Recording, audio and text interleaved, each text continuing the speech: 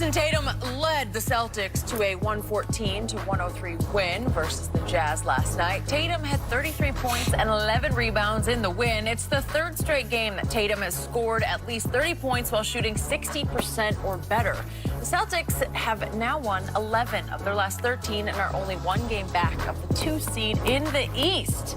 Yahoo Sports senior NBA insider Chris Haynes back with us this morning. So good to have you. Thank you for joining us. So, in your opinion, what shot do you give Tatum of leading the Celtics to the Eastern Conference title? Okay, I'll give them. They have a legitimate shot. Okay. I would say, if I'm talking 1 through 10, I'll give them a 7. Really? That's pretty high. That's pretty high. And the reason I give them a 7 is I think they're the only team that I really believe will give the Milwaukee Bucks a serious threat to represent the East in the finals. But the way Jayson Tatum is playing right now, this is why he's such a scary prospect for a lot of guys out there on the court. I was talking with C.J. McCollum a couple days ago, and he was talking about one of the things that first stood out when he saw Tatum up close was how tall and long he is. Really? He's really a guard. But he's 6'9", 6'10", long arms, and that's. They list him at 8, but This is my 8. Oh, really? He look.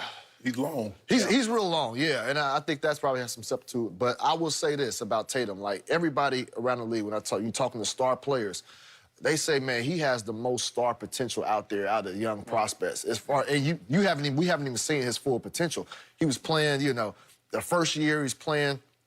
It wasn't the first year, but Kyrie was kind of, lost in the shuffle, couldn't figure out his way. And I remember that playoff game he had when he dunked on LeBron James right there. That was, I believe that was his rookie year. It was. Yeah, it was rookie year. And he was, that was just a sign of promise. I think he yelled at LeBron and kind of bumped him after that. Right. You know what I mean? So he got a little swag to him, so, so I think right now, if they continue to feed him, my only concern is that when Kemba Walker Comes back, how is that going to work with him? Because he struggled when he had Kyrie, when he had to share that ball. But now he's being his own. But as of right now, he's looking good. And so I'm interested to see how he plays when the whole team is around. I don't give them much of a chance of beating Milwaukee. Skip, Milwaukee is just, they're the #3 offensive rating. They have the #1 defensive rating. Skip, they're on pace to have the 4th best point differential in the history. Now, we talk about better than the Golden State Warriors with KD. Their point differential is better to be that. He has his second sidekick, and we don't think much of Chris Middleton, but Chris Middleton can play. He can really play, Skip. I mean, and when we talk about their Robins, he never gets mentioned. But he's an all-star, 2-time all-star. So he can really play. Jayson Tatum, we saw this. If you remember his rookie year when Kyrie went down, he took off and went to Game 7 against the Cavs. Last year, Kyrie comes back. He lost up in the shuffle because no one really knows their role. Kyrie got the ball. He'll pass it whenever he wants to. They removed Kyrie from the equation. Even with Kemba, who's a better fit, you see, like, okay, now I see. Kemba goes down. Oh, now I really see what everybody saw. Now I guess Magic's probably looking like, damn, Lonzo, Jayson Tatum, but you had Ink B.I. So do you really want 2 of the same people? Because that's what they are. Yeah, because Paul George and Kawhi are the same people, Skip. You can find a way. If you get that kind of talent, Skip, you should find a way to make it work. Skip, and that's the only thing. I just think nobody has seemed to have found an answer for Giannis. And even when you hold him down, he ends up with 20 points, 20 rebounds, and 8 assists. If you don't hold him down, he ends up with 33 points, 18 rebounds, and 4 assists. I just don't think they have and every time I think, okay, Boston, man, Skip, I watched Toronto. They're not going anywhere. Nick Nurse has them playing. Pascal Siakam has been unbelievable. Kyle Lowry.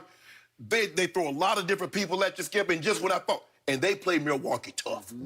I don't know what it is. Maybe they got the blueprint, but they play Milwaukee tough. They force Giannis to shoot his worst field goal percentage when they play him.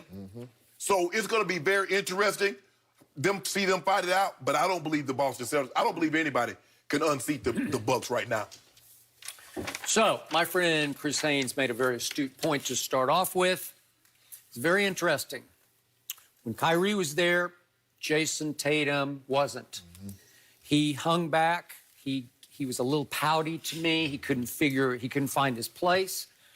And to your point, Kim has been out for a while, And the best game I ever saw Jayson Tatum play was Sunday at Staples because he was just going 1-on-3. After a while, Vogel's just saying, just go get him. Yeah. They're just sending everybody at him. Seriously, sometimes in the second half, 3 Lakers were chasing him, and he would still score. Make him give it up. It was extraordinary. He's another young man who was mentored and coached by Kobe Bryant. I believe he's inspired by Kobe, and I think he was really inspired on Sunday at Staples by the of Kobe Bryant. He is emerging as a superstar on both ends of the court. He can defend at a high level. They're interesting because he's really their tallest, he's their tallest starter for sure. So they're going small ball almost like Houston is when you, because Tice is their center and he's 6'8", right? So they were doing it first, Skip. They were doing it. They were doing it. When Kemba comes back, they go really small, right? Really small, Okay, so they're trying to do the Rockets method in the East. Now to the team you brought up. The Bucks don't get nearly enough credit because nobody seems to care about this team. It seems to have no it factor. There's nothing provocative or intriguing about it at all. But it is becoming Golden State without the star power. And Giannis, God bless him, he plays so hard every night, every possession, but he's Greek, so he's not from here, and it's kind of hard for everybody to get their arms around him. And he's come up small in big moments. And so it's hard to get past that. It's hard to buy completely into his superstardom, his dominance, because we haven't seen it at a high enough level yet. But this team is, to your point, it's doing things that are all-time great, because just listen to this, just off the top. This is what Boston's going to be up against. The Bucks are #1 in scoring in the NBA. They're #1 in rebounding in the NBA, #1 in defensive efficiency in the whole league, #1 in pace. This is the fastest team in basketball, the Bucks. And they shoot the 4th most threes. And they shoot the 4th most. They only make in percentage 14th, but they're shooting so many that they can just blow you. They can run you off the court and they can shoot you off the court. All at once. Their one Achilles heel is their 27th in free throw percentage, but the Lakers are 29th, so maybe it's a wash if it ever gets to that, right? So there's gonna be a lot of fouling down the stretch. A lot of fouling down the Because when you look at their defense, you look at Brook Lopez, block shots. Giannis can challenge you. They're second in block. Robin Lopez can challenge you at the rim. Middleton plays defense. Bledsoe can get into you. So it's going to be tough. And all of a sudden, the 2 white kids coming off the bench kind of can jump out of the gym and catch him left and right. Listen, DiVincenzo, what was he, Delaware's Michael Jordan or whatever? I mean, seriously, he can play. He can leap. And they lead in rebounding, Skip, because they're so tall. Giannis is getting, I mean, you look up and Giannis got 20 rebounds. I'm like, how? 18 rebounds. And to your point about Milwaukee, they go so much under the radar. They're having a historical season. And, you know, I don't want to get off topic a little bit, but when you're talking about MVP, the MVP award at the end of the year, I could see a scenario to where Milwaukee just keeps going under the radar, winning games, but take the Lakers and take LeBron. If LeBron has 2 weeks of dominance and, you know, somewhere, I don't say catch the Bucks in the record, but just get somewhere along there, but have about 3 or 4 or 5 memorable games in the last stretch. That last impression, that kind of sways voters. And win 6, Skip, because I wouldn't be shocked. Skip, remember what was the over-under? Like 51 games. Let's just say, for the sake of argument, the Lakers win 60. 61 ball games. You could make a case. LeBron's going to be very much in the mix. I mean, for a while, AD was stealing votes back. You know, they were going to hurt each other. But now it's clear cut. Now there's no question. I will give you that. Chris Middleton is the most starless star I've ever seen in all my years watching basketball. He's now made back-to-back all-star teams. He is leading this league in three-point shooting at 44%, and nobody cares. Nobody cares. Nobody cares. Nobody even notices because he has no star power. None. And it's not just about Milwaukee, because I grew up in a city called Oklahoma City. And when I was a kid, if you told me my city would have an NBA team, I would have laughed in your face. It was, Oklahoma is a basketball state, but it's known for its football. There's no way it's going to have a basketball team. But not only did it get a pro basketball team, right out of the box, it got Kevin Durant and Russell Westbrook and James Harden. 3 future MVPs were on the same team in my little town, Oklahoma City. And it put it on the map because nobody cared they were playing in little old Oklahoma City. They cared about the Thunder. Did they not captivate? Yes. Did they not capture our imagination nationally? And a lot of people in Oklahoma think they put the state on the map even more than the University of Oklahoma football, which you know very well.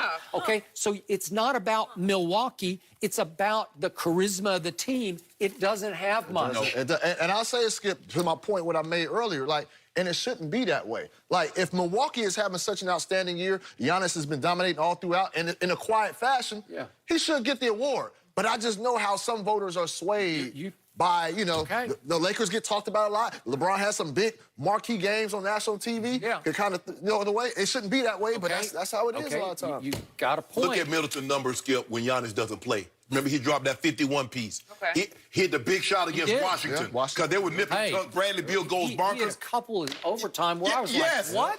And for them to suck it up and come back and win in overtime and then back-to-back go win. Giannis fouled out that game against Washington, Skip. He did. So it was Middleton carrying them.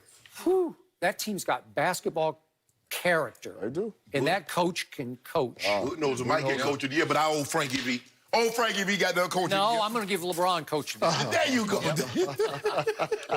I am. He coaches his team. You know, Frankie V's a good assistant. You said he's the one who said I'm out tonight, right? Or not he did. Come on, take Skip. this one out. Come on, Vogel, Skip. The I'm out disrespect. tonight. Vogel. Criticized him early, but they've been so good. I don't think we can be hard on you. Oh, man. Jeez. Good to have you, Chris. Way to go, Always a Abby. pleasure. So Tim Tebow, you know, we talked about him yesterday, and now he's going to play in the World Baseball Classic. Who knew? There is a catch. We'll discuss.